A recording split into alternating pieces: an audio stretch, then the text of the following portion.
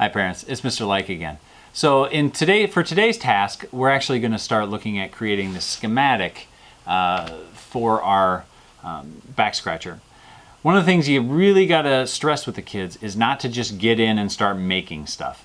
Engineers don't do that. They don't jump in and just start making stuff. Every prototype they make costs money and costs time.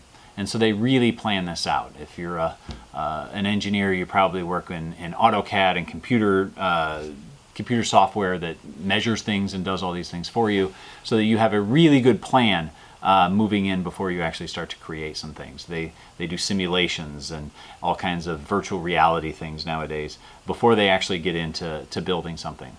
So for kids, we just want them to draw a little picture of some of their ideas. The other thing that engineers do is they work in groups. Very rarely do they ever work alone. So in the process, we first talked about our constraints and limitations, right? The materials that you have around the house are just fine. Be sure they're not, taking apart your lamp or something in order to put something together. Make sure that it's safe. So you can set those constraints. You can set the time that it takes for them to do it. If you want to give them a half hour, you can set the materials that you have available for them to use. Then they're going to make their drawing. I would encourage you to make your own drawing. Don't destroy them, don't make it so good that it makes them feel bad. But see if you can come up with a drawing and then that's completely different than theirs. That way you can share ideas. The other part of engineering is that they always share ideas with each other. So step 1 is define the problem. Step 2, limitations and constraints. Step 3, you make an individual model, or a schematic, which they did.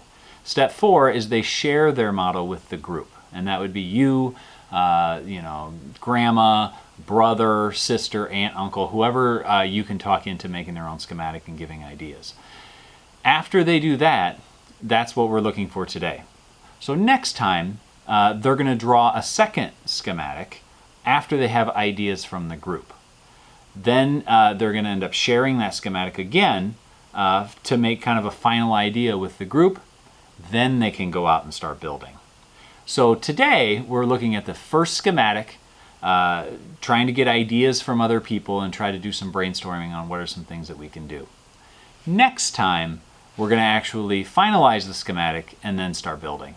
So I know it's tough keeping the materials away from the kids, but it's very important that they start to understand that there has to be a lot of thinking that goes into building things and designing things, and it's not always just trial and error. So thank you again so much for all of your help. If you have any questions, please reach out to your teacher or reach out to me.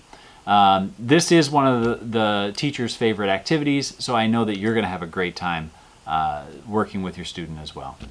So have a lot of fun, and I will see you again very soon.